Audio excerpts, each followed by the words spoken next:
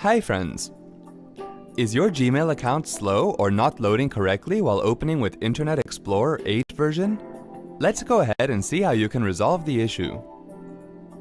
Open Internet Explorer.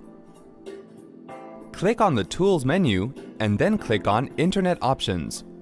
On the Internet Options window, click on the Advanced tab.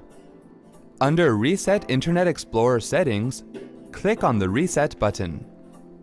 On the confirmation window, select the checkbox next to Delete Personal Settings and then click on the Reset button to confirm. Once the Internet Explorer settings are reset, click the Close button. Click on OK to apply the changes. See, that wasn't hard at all. Thanks for watching.